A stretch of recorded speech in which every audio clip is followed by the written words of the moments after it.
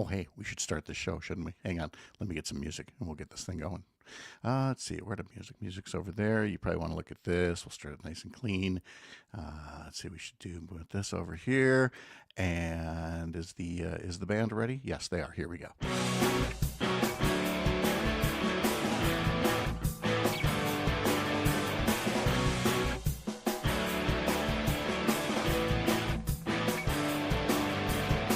Yeah, this isn't a radio show. You get it completely unvarnished, starting from scratch with guests that are standing by. I'm Pat Kreitlow. It's another beautiful morning up north. It is Friday, February 6th, 2626. Nice to have you along. Hope you have a good weekend planned along the way. Joe Zepecki's here in just a sec, and then at 9:20, 19 minutes from now, Sean O'Malley is going to join me talking about your money and the markets. But of course, we've got a week in political news to talk about here as well. So, well, you know what? Actually, before I go to Joe here, let me just pop off about one thing. You know, the kind of things I can't really say on the radio, or that I used to be able to not say on the radio, I should say. Well, actually, before that, I'm going to tell you that next week I have guests already lined up. On Monday, State Senator Jody Haber-Sinnigan on the Knowles Nelson Stewardship Program and how Republicans are trying to kill it by pretending not to kill it. And then we've got two candidates for Congress coming in next week. Tuesday at 9 a.m., Joel Brennan. Wednesday at 9 a.m., Missy Hughes.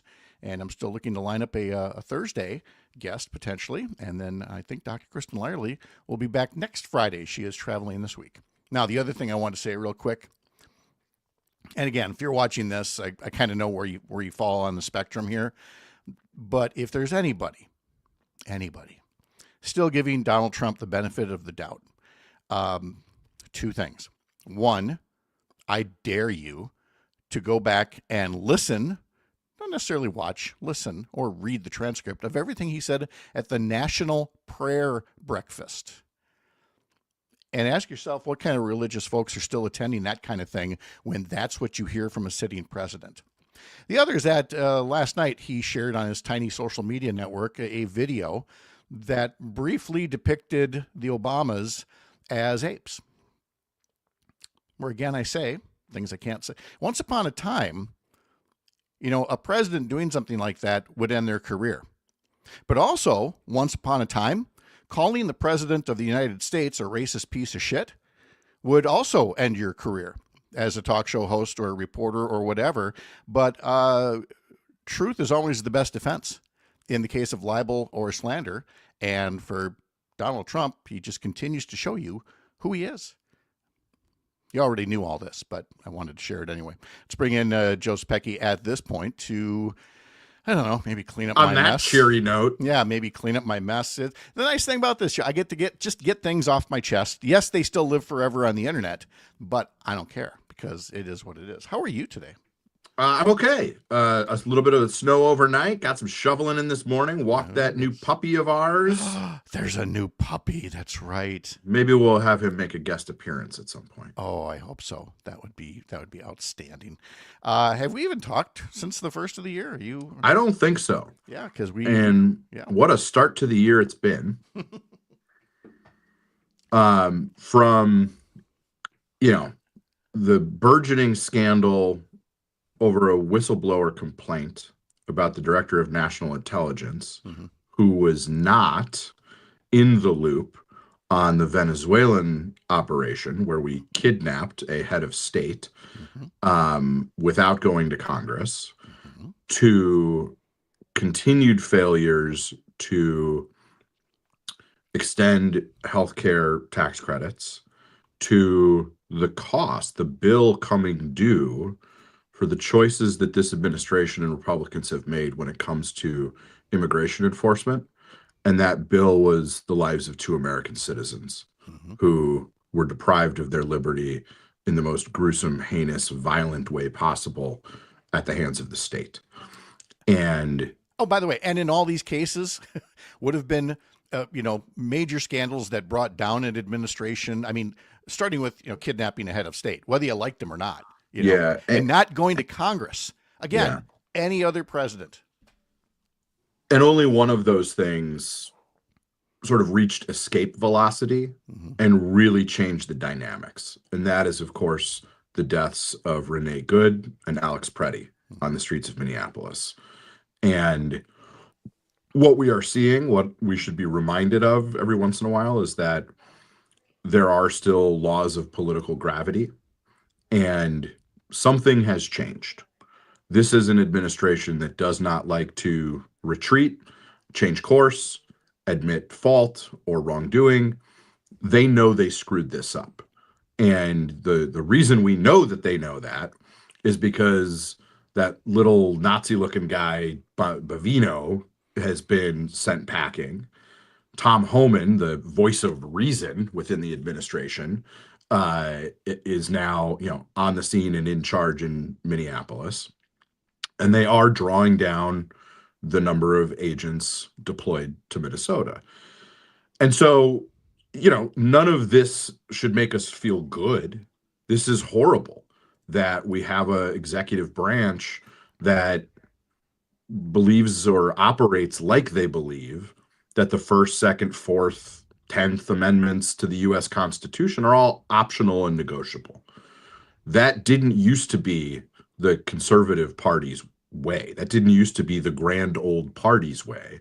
But these Republicans have sold out root and branch to a man without honor, a man without principles, a man without historical appreciation for what actually makes this country great. And as a result, we have two dead Americans, and we have a hell of a lot of people, including Republicans, who are saying, this is not what I signed up for. And Right. so, 5, 6 months into the year, I am as confident as ever that a political reckoning is coming at the polls in November. Um, it's more a question of how much damage can these guys do in the meantime. Right. And to what extent they can interfere, make mischief with the November elections. And maybe it's beyond mischief to hear Steve Bannon, again, threatening that ICE will be at every polling place, which, of course, that's what they do so that when, it's not at every polling place, they go, Yeah, oh, see, it wasn't that bad, even though yeah, what they're planning, whatever it is bad. Trust me, to the point where I know we get retirements in every cycle. But the fact that you've got a couple of state senators already, Republicans, Noss and Hutton, saying they're not running. I believe there was another assembly rep talked about moving up, and she's like, why would I want to do that if I'm just going to be in the minority? Well, that tells you something about public service. But it does indicate that the ship is sinking, and the little critters that eat cheese are putting on their life vests. yeah. And my concern about the 2026 midterms and the conduct thereof is exactly where it was 2 weeks ago, 2 months ago, which is I am concerned but not panicked. And I think that's the approach that we need to take. It doesn't do any good to run screaming hair on fire that they're going to steal the midterm elections today. We have not seen evidence of that. This is sound and fury and noise and bluster. And oftentimes, what they do is start there and then let everybody exhaust themselves and move on to the next controversy so that when they actually do something, it seems like, well, we've already had this conversation. Right. And so I don't think anybody should take that bait. The the elections are handled by the several states. Period. Is it possible that he will try some shenanigans? Yes. And is an army of attorneys ready to race to courthouses across the country to prevent them from deploying CBP and ICE at the polls. I do not believe that National Guard will be federalized again. They tried that, they lost. And by the way, if National Guard are in the streets, I'm here to remind everyone people in the National Guard are your friends and neighbors. They are well trained. They understand the mission. We saw that, on display in Minneapolis Hmm. when unmasked, wearing high vis vests, National Guard troops were brought in to restore orders in their communities. And so there is a difference between local law enforcement and National Guard troops and these yahoos from ICE and CBP. And we should be really clear about the distinction. We should thank one half of that equation for their service and for all they do for us. And for the others, we should continue to press Congress to have stricter rules, more accountability, and more transparency. You continue to work with a group called Protect Our Care, and the folks at Protect Our Care do not believe that the big healthcare solution that's being put out by the president of the United States is really all that helpful. What's it called? Trump RX, and apparently this is going to help.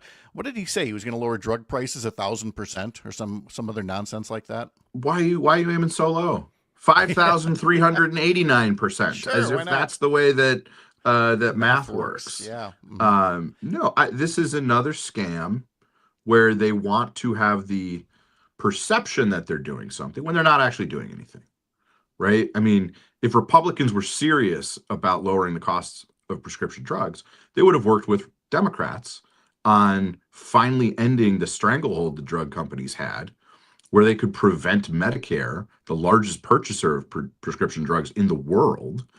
They would have worked with Democrats to make it so you could negotiate for bulk pricing. They didn't do that, right? They didn't help out when it came to capping insulin costs at $35 a month. And now it's more smoke and mirrors and a headline and, oh, look, we've got a website. And I'm sorry, that's not the change we need when it comes to healthcare. But that's all they're going to give. I mean, that is as close to a concept of a plan being put into action as anything that we're going to see here.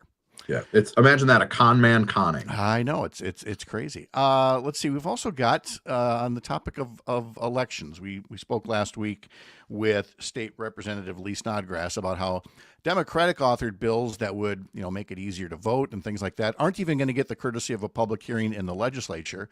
Meanwhile, in Congress, you have Congressman Brian Stile.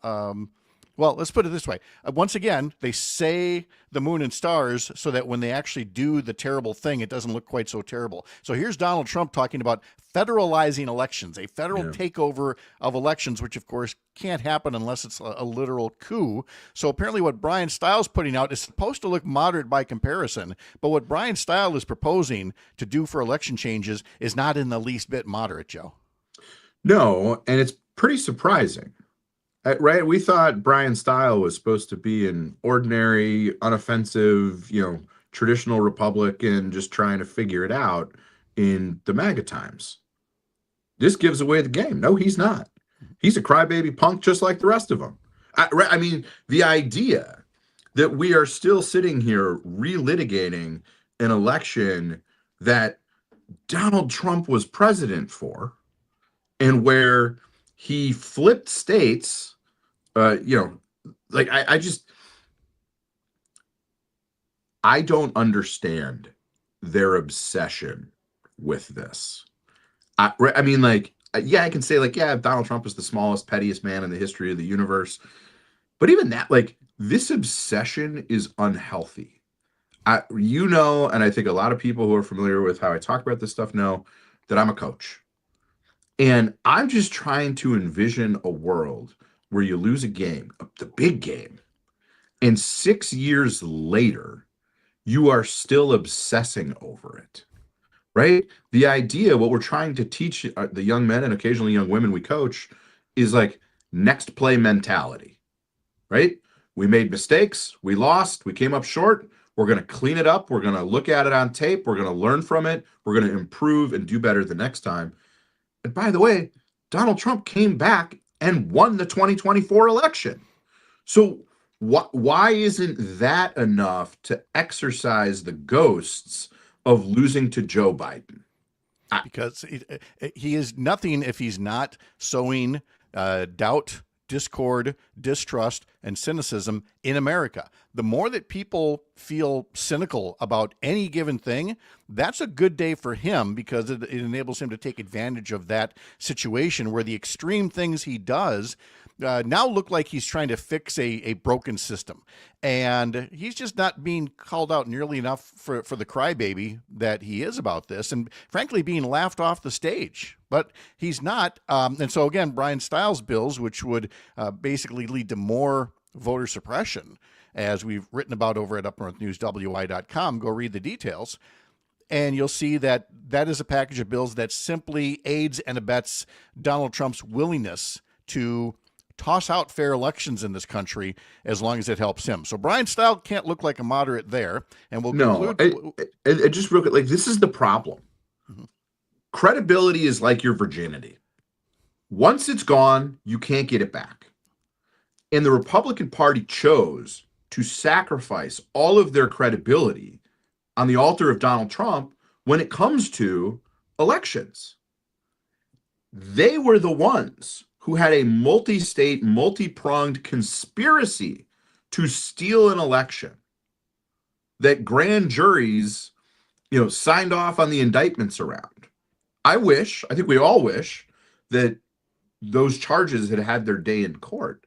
But there is like a million, billion, trillion times more evidence in the public domain that Republicans tried to cheat and steal an election, right, than there has ever been that anyone else did. Yeah. And so they don't have the credibility or the standing to be the face of this, whether you're Brian Style or Tom Tiffany or, they've given up their credibility. So they don't get to lead on this. No, but that's why I also feel like, again, I get worked up whenever there's media coverage of Derek Van Orden that makes him appear to be moderate. And there was the Madison newspaper that talked about Derek Van Orden's trying to move to the center with that free vote that he got to take, recently on the enhanced tax credits for the Affordable Care Act. And we've gone over the ways that that's a make-believe vote. This week he's getting credit because he's brought home spending to the district. This is the guy that railed against earmarks. But of course, now that he's in Washington, it's okay. And I just, again, wish that the people covering these folks would do a better job of not assigning the label moderate to somebody when you can see right through their tactics. Yeah, it's the one part of transparency they appear to like. It's like, oh, I don't care if you see me just playing political games and not having any principles. But Derek Van Orden's going to have a rough year, so we should cut him a little slack, maybe. Because speaking of political reckonings, I think he's about to be, voted off the island, so to say. Let us hope. Joe Zepecki, thank you much for the visit. Good to talk to you again, and let's do it again soon. Be well, my friend. All right. We'll see you later. All right. There was Joe, and standing by is Sean O'Malley, and we're going to talk about your money in the markets in just a sec here. But I will say, just as a personal aside, a friend of mine, Bob Look, you may know him as the voice of Badger Hockey, as the PA announcer. He's been in media in the Wausau area for a long time. I don't normally call out people's personal Facebook posts, but Bob put up a very nice post about the situation without naming what's happened over at Civic Media with all the changes, with the lack of the statewide talk shows, and now some of the local people that are being let go. And the whole thing continues to be a very puzzling case of what the folks at Civic Media are doing. And as Bob said, as Chad Holmes said when he was given his notice yesterday, we wish them well. We would want a radio network to succeed that is engaged in the kind of programming that we were all doing, and supporting it and helping it grow, rather than the way that things have unfolded there. So we just hope things get better. But Bob, you summed it up so nicely on Facebook. Chad Holmes did as well. Chad got a hockey stick salute at the game he was calling last night by one of the Wausau teams, the hockey team coming out afterwards and saluting Chad up in the radio booth for all of his years of service. And that one, never mind all the statewide hosts, we're big kids. But a local guy like Chad and some of the others, it's just a damn shame. And I hope we learn more about it sometime in the near future. But let's get on to to different mysteries, the mysteries of the economy. And for that, we bring in our friend Sean O'Malley. Sean, how are you this morning? Oh, I'm doing well, Pat. I apologize. I got a little signal issue, so I'm going on audio only. So hopefully totally the voice is coming through. No problems. It absolutely is. Let me okay. just do doing this. Well. Yeah. So you have had a good start to the year so far? Yeah, I mean, very busy for myself. I'm sorry to hear about some of your, former compatriots at Courier, but I think that sort of is the perfect intro to The start off Really? story with respect to job cuts economically. Yeah. So in January, U.S. employers announced over 108,000 job cuts. In case you're wondering, that is the highest since 2009, basically the financial crisis time. Mhm. And it is a 118% increase from a year ago.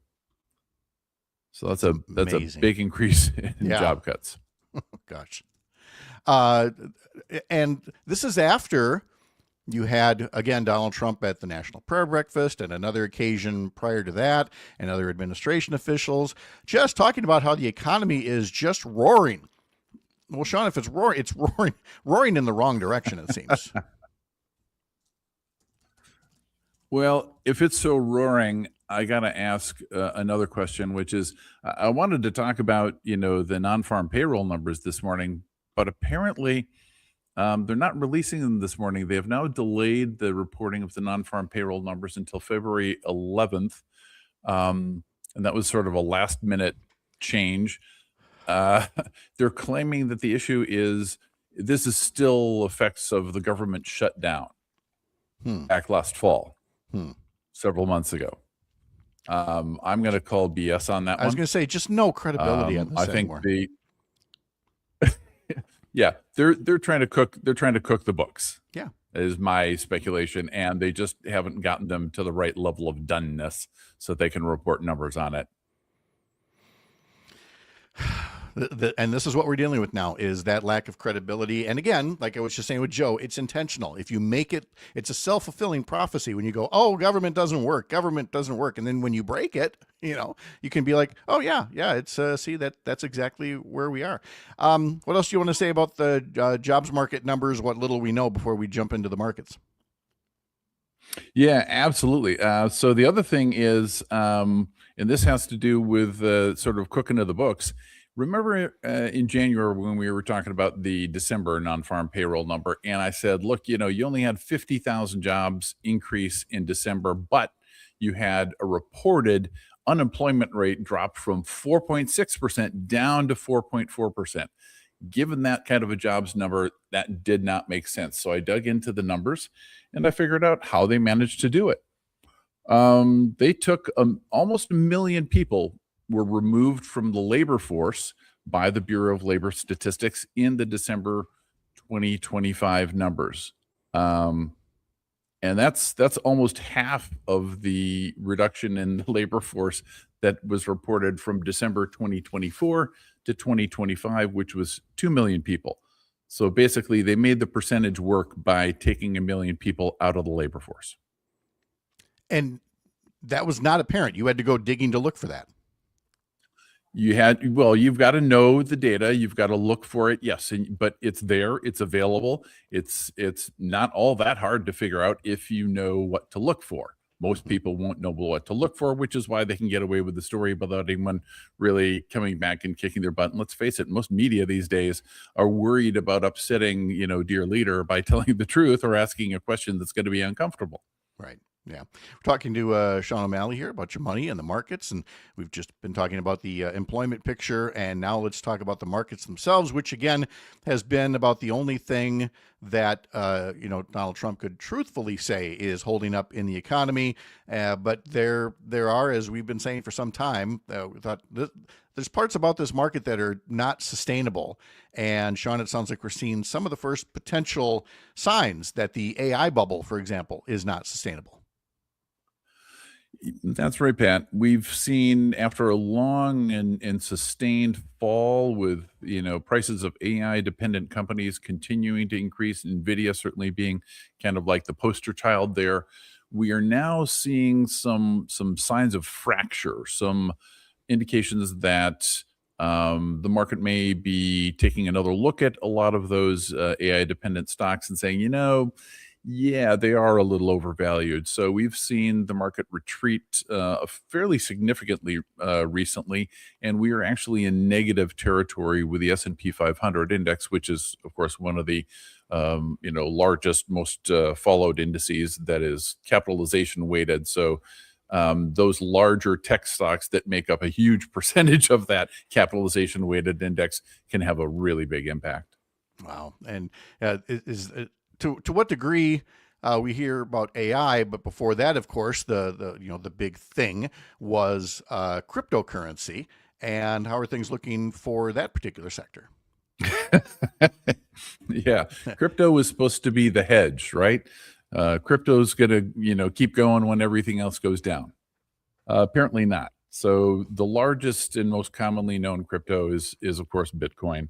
Bitcoin has been reported recently just dropping to incredible lows. They've lost over 40% of their value in the last 6 months, and over 25% of that being just year to date. So we're like a little over, we're 5 weeks into the year plus a couple of days, and 25% down plus on Bitcoin. So a lot of the cryptocurrency players are starting to freak out. Well, I mean, gosh, rightly so here.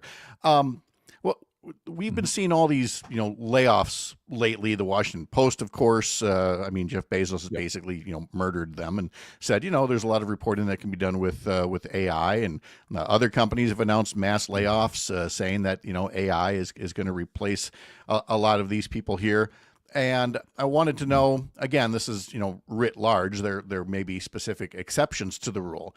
But when you hear that companies are shedding thousands upon thousands of jobs and replacing them with AI, to what degree are there kernels of truth there? And to what degree do you think it's a lot of a convenient excuse?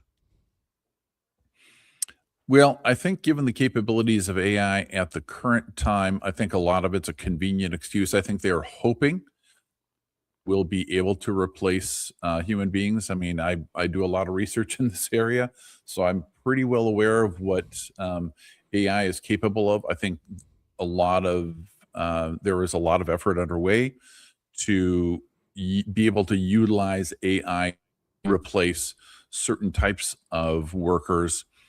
And I think we will see that start to manifest itself in the near future. I'm not really sure that it's got that amount of capability yet.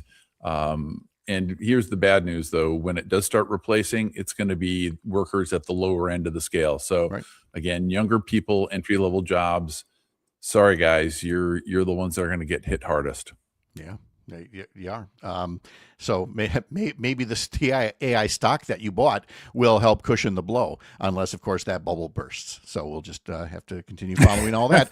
But to give you an idea of just how well AI does work in some areas, Sean, I'm actually on a beach right now in the Caribbean. You're talking to an AI version of me, and I think even you couldn't tell that was the case.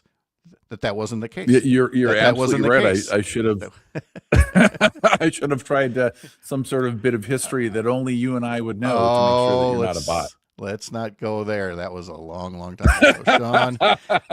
Old high school friend, Sean O'Malley, doing so much for us here on this little program. Thank you, Sean. Appreciate it. Have a good weekend. Yep. Thanks. You too, Pat. Take care. All right. We'll talk to you later. All right. So there again was Sean O'Malley. Always good to catch up with him. And occasionally from where he is, we have little Wi-Fi issues from time to time, but it's always great that he can join us and give us all the information that he does about your money and the markets. And that little thing that he talked about there with the Bureau of Labor Statistics, playing fast and loose with the employment numbers. Only Sean is going to catch something like that, and I'm kind of hoping there's some other media folks that are going to be doing the same thing. Hey, let's do today's history lesson here. Let's see. Do I have that? Yes, I do. Tom Brokaw is 86 years old today. Axl Rose from Guns N' Roses is 64. Rick Astley is 60 years old today, and he's still never going to give you up. Garth Brooks turns 62 tomorrow. Celestial birthdays include Bob Marley, born this day in 1945, passed away in 1981. Robert La Follette Jr. Was born this day in 1895. Ronald Reagan was born this day in 1911. Ronald Reagan's birthday is a holiday in a couple of spots, for better or for worse. And singer Natalie Cole was born this day in 1950, passed away in 2015. Happy birthday to the American Legion. It was founded this day in 1919. On this day in 1988, there was a dunk contest for the NBA, and Michael Jordan made a signature slam dunk, and it inspired the Air Jordan logo that you still see to this day, and that took place this day in 1988.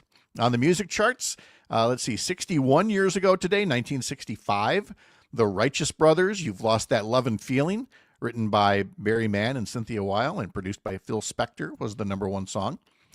60 years ago today, 1966, the number one song was by Petula Clark, My Love. And 50 years ago today, the number one song was by Paul Simon, 50 Ways to Leave Your Lover. All right, for our question of the week, I'm putting together the weekend newsletter right now as we speak and collecting some of the responses to whether you favor or are opposed to new nuclear energy that is planned for Wisconsin. So Sunday morning is when you'll find out more of the responses. And so you'll want to head over to upnorthnewswi.com, sign up for the newsletter there and check out the responses. And you'll have the first look at next week's question of the week, which I just finished writing up. And I can't tell you, can't tease you that way. Got to subscribe. And finally, our Do Something calendar has really grown. My great thanks to Abby, one of our team members, for collecting so many events, so many that I'm not going to read them here. I've got to point you to the website, upnorthnewswi.com, and that's how you'll see all the different things that you could be doing this weekend and into next week. So having said that, it seems like a good time for me to wrap things up with, again, a reminder that next week we are going to be joined by State Senator Jody Habush-Sinekin Monday morning at 9 a.m. to talk about the Nels Nelson Stewardship Program and the fading fast opportunity to save state investment in the Knowles Nelson Stewardship Program. And then 2 candidates for governor next week, Tuesday at 9 a.m. I'll talk to Joel Brennan. Wednesday at 9 a.m. I'll be talking to Missy Hughes. So again, sign up for the newsletters, upnorthnewswi.com. Have a wonderful weekend. We'll see you Monday for another beautiful morning here up north.